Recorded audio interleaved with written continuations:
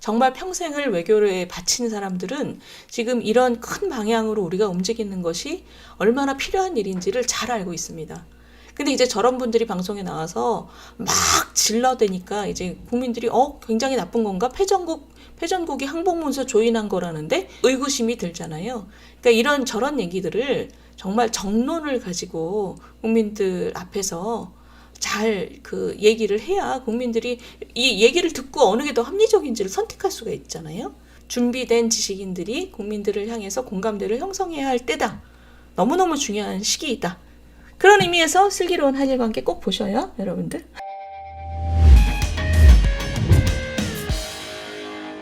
우리 외교 문제에 대해서 우리나라에서 왜 이렇게 국론이 분열돼 있을까? 그 문제 생각해 보셨어요?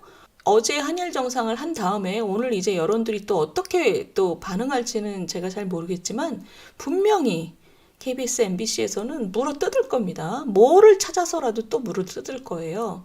저는 지금 우리 외교가 좋은 방향으로 잘 가고 있다고 생각합니다. 아쉬운 점이라면 이 국민 정서라는 것을 좀 더 고려해서 다독이면서 가는 노력이 좀 더 필요하다.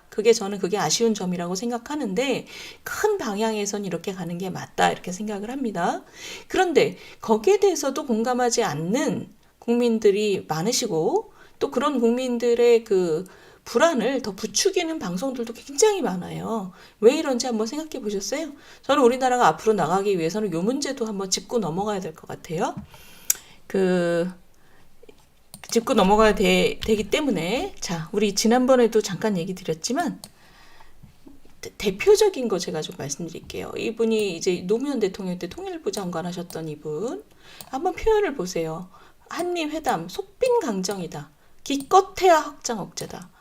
그러니까 전직 장관치고는 굉장히 무절제한 표현이죠. 저는 이 정도의 고위공직자가 나와서 이런 정도로 무절제하고 거친 표현을 쓰는 거를 본 적이 없습니다.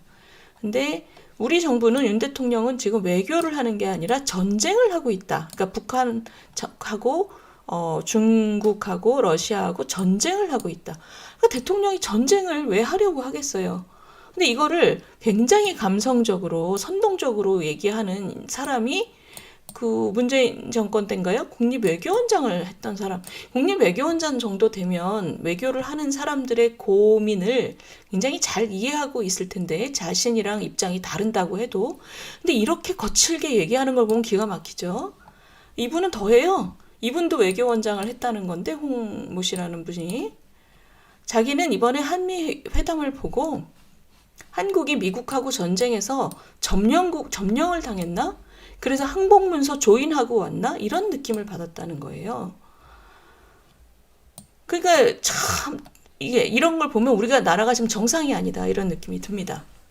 그러니까 전직 외교관 그러니까 외교 전문가라는 분들이 그리고 고위공직자가 방송에 나와서 현 정부에 대해서 이런 식으로 거칠게 까내리는 것은 우리나라 정치가 지금 어디까지 와 있나 저는 굉장히 좀 난감해요. 이런 식의 표현은 본 적이 없습니다.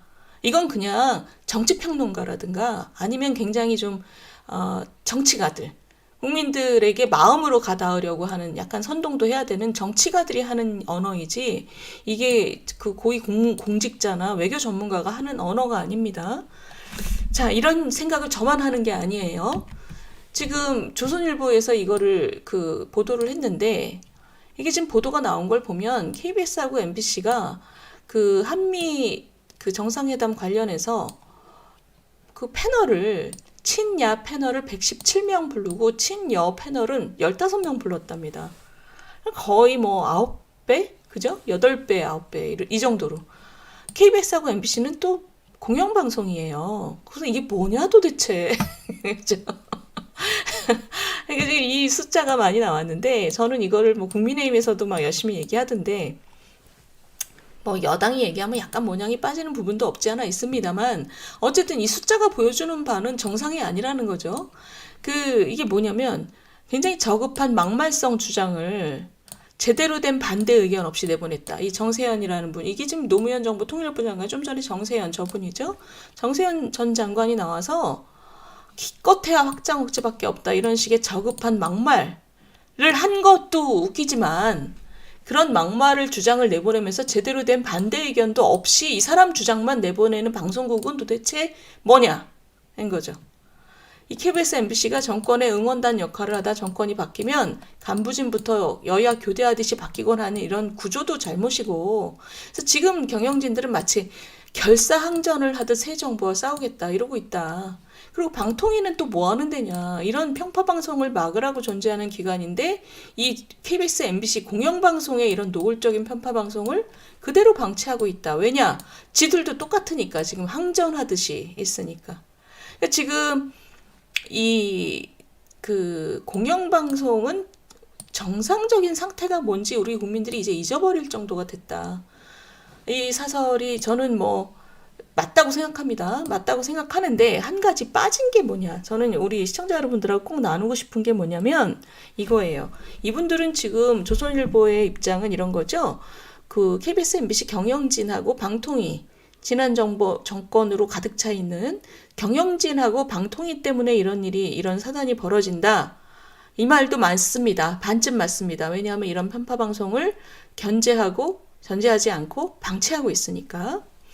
이 말도 맞는데 다른 면이 또 있어요. 그게 뭐냐면 자, 이제 이분의 칼럼을 제가 소개시켜 드리겠습니다. 이게 뭐냐면 이런 거예요. 이렇게 무절제하고 거친 공격을 면일 퍼붓고 그러면서 뭐냐면 그 외교에 대한 그 초동 그 공격을 하는 거죠. 그래서 국민의 여론을 굉장히 부정적으로 만듭니다. 근데 그거는 뭐 그러거나 말거나인데 문제는 그런 싸움 속에서 가장 큰 문제가 뭐냐. 이렇게 글로벌한 대전환기에 지금 뭐 판이 완전 바뀌고 있는 그런 상황에서 판이 완전 바뀐다는 거는 뭐를 의미하냐. 우리 그 시청자 여러분, 지금 판이 바뀐다라는 얘기를 많이 하는데 그게 뭐냐면 지금 우리가 사이좋게 가장 싼 곳에 가서 가장 잘 만들어서 전 세계에 팔던 그런 세계화의 시대는 종료가 되고 있고 지금은 미국과 중국이 으르렁거리고 있잖아요. 그래서 뭔가 세계가 예전처럼 전부 다 완전히 그냥 하나의 세계 이런 느낌은 아닙니다. 그런데 우리나라는 지정학적으로 중국 옆에 있잖아요. 미국 입장에서는 우리가 너네 중국 편이야? 그러면 너네 중국이랑 같이 우리한테 먼저 맞아라. 이렇게 되는 거고 중국 입장에서는 우리가 자기 손아귀에 있어야 된다고 생각을 하는 거고 그러니까 우리 입장에서는 예전처럼 안미 경중 뭐 이런 애매한 스탠스가 통하지 않는 거죠. 그러니까 세계가 변하면서 이 세계의 양대 국가가 우리에게 너 어디 있을 거야? 너 상대방에 쓸 거면 우리한테 먼저 맞자. 지금 이러고 있는 거잖아요. 근데 우리 입장에선 그러면 선택을 해야 되는데 선택을 하려면 너무 당연한 거죠. 왜냐하면 우리에게 가장 중요한 위협이 북한이 우리한테 핵을 겨누고 있는 거니까. 북한이 우리에게 핵을 겨누고 있는 상황에서 우리를 도와줄 사람이 누구냐? 중국은 아니죠. 중국은 지금 북한을 자기의 가장 친한 나라라고 생각하고 우리는 한참 그 뒤에 있는 나라 아닙니까? 아무리 경제적으로 엮여 있어도. 그러니까 우리 입장에서는 갈 길이 굉장히 명확한 겁니다. 그런 변화 속에서 어떻게 중국하고 러시아하고도 그리고 북한하고도 대화를 열어가고 관계를 개선할 것이냐는 그 다음 차원의 문제고 가장 중요한 차원의 문제는 우리가 안전한 거죠. 그럼 미국 한미 동맹이라는 게 굉장히 중요해지는 겁니다. 그런 큰 변화 속에서 여길 보시면 나라가 어디를 향해야 하고 근데 그런 변화 속에서 불안해하는 국민들이 많으시니 국민들하고 어떤 공감대를 형성해야 되는지 이게 기본적으로 우리 국가에 있어서 가장 근본적인 논의잖아요. 어떻게 모든 국민이 이 글로벌 대전환기를 느낄 수가 없잖아요. 그런 와중에 우리가 중국하고 사이가 멀어지는 거 아니야? 이런 불안감을 느끼는 국민들도 많으니 이런 근본적인 얘기를 국민들하고 진지하게 해야 된다는 거죠. 이런 얘기가 지금 방송 보시면 완전히 실종돼 있습니다. 아주 지역적인 문제 가지고 얘기하는 거예요. 패전국 문서에 항복문서 조인했냐 이러면서 전직 외교관들이 얘기를 하고 있으니 어처구니가 없습니다. 근데 이 사람의 해석은 왜 이렇게 됐냐? 첫째, 언론 환경이 저급화됐다. 공영방송, 상업방송, 개인 유튜버 간의 차이가 없다. 다들 조회수를 놓고 선정적으로 경쟁하는 가운데 방송의 질을 높이려는 투자도 안 하고 관심도 없다. 공영방송도. 저는 경영진의 문제도 분명히 있지만 기본적인 구조의 문제가 있다고 생각해요. 왜냐하면 제가 이제 방송에 출연을 많이 하지 않습니까? 그럼 방송을 출연할 때 느끼는 건 먼저 작가들이 질문지를 보냅니다. 근데 그 질문지를 만든 작가들은 뭘 하냐면 방송국 입장에서는 프리랜서들인데 이 친구들이 먼저 뭘 하냐면 인터넷을 뒤져서 이런 얘기하고 연관이 있는 얘기를 한 사람을 불러요. 근데 저는 정치가지만 그 외교 문제에 있어서는 기존에 그 외교에 관해서 얘기한 사람 중에서 뭔가 조회수가 나올 만한 사람, 재밌는 사람, 자극적인 말을 하는 사람을 찾아서 부릅니다. 지금 그런 얘기예요. 인터넷에서 관련 내용을 찾아보고 자극적인 말을 하는 사람을 골라요. 그러면 이거를 싸움하듯이 뭔가 정권을 되찾아가겠다, 정권을 탈환하겠다라고 하는 사람들 입장에서는 일단 센 얘기를 먼저 지르면 그러면 이런 방송에서 또 불리고 또 불리고 또 불리는 거죠. 보시겠지만 아까 무슨 정세현 장관이라든가 외교원장을 했던 이런 사람들이 지금 방송을 도배를 하고 있습니다. 아주 그냥 뭐 맞는 얘기를 하든 틀린 얘기를 하든 반론하는 사람은 구하지도 않고 그런 사람만 계속 주리장창 부르고 있습니다. 그게 뭐냐면 방송은 저급화돼서 조회수 경쟁하고 있고 이런 사람들은 빨리 기선을 잡아서 얼른 출연해서 그런 얘기를 쏟아내면 자신들의 주장이 확대 재생산되도록 만들어낼 수 있기 때문입니다. 보시면 얼마나 기가 막혀요. 이분들이 다 한반도에 핵은 없어야 된다고 계속 주장해놓고 이번에 워싱턴 선언을 보고 핵 자주성을 포기했다. 앞뒤가 안 맞는 얘기잖아요. 이런 얘기는 자기들의 논리가 일관되든 안 되든 이런 거 따지지도 않고 일단 가서 대통령 욕부터 하고 시작하는 게 이 싸움에서 지금 이런 방송 구조 속에서는 유리하기 때문입니다. 두 번째, 보다 근본적인 문제, 이 칼럼을 쓰신 분이 지금 지적한 게 우리나라 지식인 그룹의 문제예요. 뭐냐면 친야와 친여라고 해도 기본적으로 외교 문제에 있어서는 그 폭이 넓지 않아야 되는데, 차이가 크지 않아야 되는데 지금 외교 문제까지도 이렇게 입장이 다른 걸 도대체 어떻게 설명할 거냐. 어떤 선진국에서 이 정도의 차이는 없습니다. 보시면 미국 같은 나라도 그렇게 물고 뚫어도 외교 문제에 있어서는 민주당과 공화당이 크게 다르지 않습니다. 중국에 대한 태도라든가. 그런데 우리나라는 지금 아주 그냥 화해 불가능한 차이가 뭐냐면 이거예요. 북핵. 여러분들 느끼셨겠지만 친야권 인사들이 방송에 나와서 얘기할 때 가장 본질적인 그 부분은 북한을 위협이라고 느끼질 않습니다. 그러니까 당연히 뭐냐면 핵을 겨눈 북한을 규탄하지도 않고 그들을 감싸는 중국도 비판하지 않습니다. 반면에 이 사람들이 하는 얘기는 주로 뭐냐면 윤 대통령이 중국을 거슬리게 한다. 북한을 자극한다. 그러니까 중국하고 북한을 자극해서 우리의 안보를 위협하는 게 윤석열 대통령이다. 이런 식으로 얘기를 해요. 그러니까 이 사람들 얘기를 듣고 있으면 북한 핵이 아니라 대한민국 정부가 우리나라의 안보를 위협하는 존재입니다. 그러니까 본말을 전도한 거죠.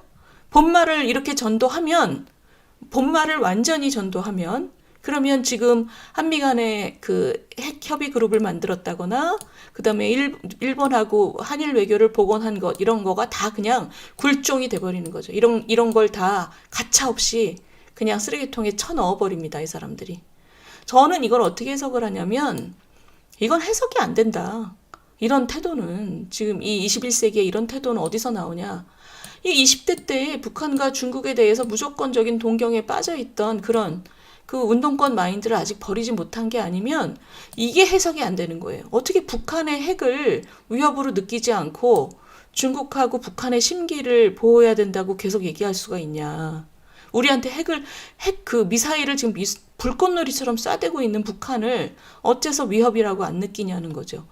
국민의 60%가 지금 너무 불안해서 핵무장을 하자고 얘기하는 판에 이분들은 북한의 핵 자체를 그냥 아주 우호적으로 느끼는 것 같아요. 그 이유는 이 변화하는 세상이 안 보이는 거예요. 40년 전 사고에 아직 빠져 있는 거죠.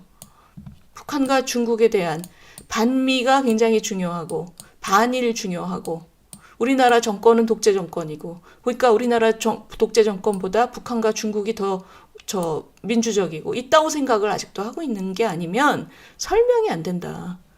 지금 이렇게 우물한 운동권 개구리들이 이제 나이가 들어서 다들 나름대로의 자리를 차지하고 저런 신문과 방송을 누비고 있습니다. 뭐 어떻게 해야 되느냐?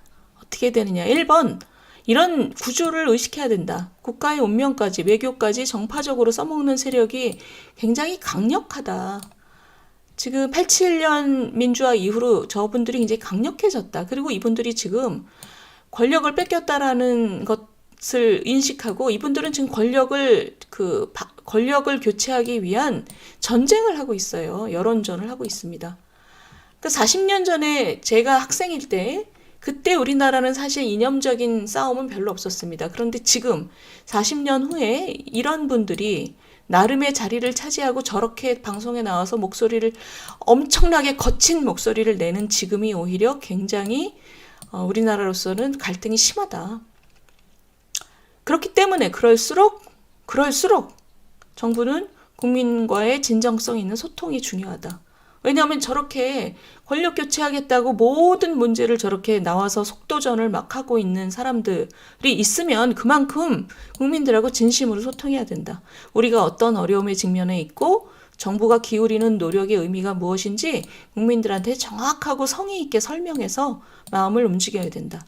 우리 국민들이 같이 공감을 하면 저런 정권 욕에 불타는 얘기들이 힘을 갖지 못하는 거죠. 근데 저는 우리 정부가 지금 이런 면에서 아쉬운 점이 분명히 있다고 생각합니다. 잘하느라고 열심히 노력하지만 지금 정책 방향을 올바로 하는 것만으로는 부족하다. 그리고 두 번째, 저는 우리나라의 인텔리 지식인들도 좀 돌아봐야 된다고 생각해요. 문재인 정부가 나라를 어디로 끌고 가는지 불안했었습니다. 경제정책, 외교정책 두 가지 다 굉장히 불안했었죠. 그렇게 불안해했던 지식인들이라면 지금 방송에서 저렇게 9대1로 저 친야권 패널만 불러대는 이유는 뭐냐면 저 사람들은 준비가 되든 안 되든 일단 나와서 지르는 거예요. 근데 저 조심스러운 친여권 패널들은 잘 안 나옵니다. 방송에서 불러도. 그리고 저런 사람들이랑 막 저렴하게 논쟁하기 싫어서도 또 안 나와요. 제일 중요한 게 그런 겁니다. 그래서 저도 예전에 이런 입장에 많이 처해져 있었는데 저렇게 거칠게 얘기하는 사람들이랑 얼굴 맞대고 이렇게 저렴한 토론을 하기 싫어서 안 나오는 분들도 굉장히 많습니다. 그런데 지금 우리나라가 이런 상황이다. 거의 저런 분들이 정권 교체하겠다고 전쟁처럼 달려드는 건 괜찮은데 나와서 저렇게 우리나라의 갈 길에 대해서 호도를 하잖아요. 거칠게. 저런 상황에서 국민들의 여론을 일단 기선을 제압하는 이런 구조는 굉장히 국가에게 해롭다. 이런 거를 인식하면 저는 우리나라의 지식인 그룹도 조금 더 능동적으로 자신의 에너지와 역량을 사용해야 된다고 생각을 합니다. 굉장히 혼탁해요, 시절이. 근데 지금 보시면 이 외교에 대해서도 지금 외신들, 그러니까 한미 정상이라던가 한일 정상에 대해서 외신들의 반응이 굉장히 좋아지고 있습니다. 좋아지고 있고, 그리고 정말 외교 전문가들, 정말 평생을 외교에 바친 사람들은 지금 이런 큰 방향으로 우리가 움직이는 것이 얼마나 필요한 일인지를 잘 알고 있습니다. 근데 이제 저런 분들이 방송에 나와서 막 질러대니까 이제 국민들이 굉장히 나쁜 건가? 패전국이 항복문서 조인한 거라는데 뭐 이런 의구심이 들잖아요. 그러니까 저런 얘기들을 정말 정론을 가지고 국민들 앞에서 잘 얘기를 해야 국민들이 이 얘기를 듣고 어느 게 더 합리적인지를 선택할 수가 있잖아요. 그렇습니다. 그렇다고 생각을 합니다. 그래서 지금 굉장히 아이디어의 싸움이다. 우리나라는 지금 예전처럼 무슨 무력으로 싸우고 이런 때가 아니고 이제 아이디어의 싸움이다. 준비된 지식인들이 국민들을 향해서 공감대를 형성해야 할 때다. 너무너무 중요한 시기이다. 그런 의미에서 슬기로운 한일관계 꼭 보셔요, 여러분들. 제가 오늘 광고를 굉장히 열심히 하고 있습니다. 예.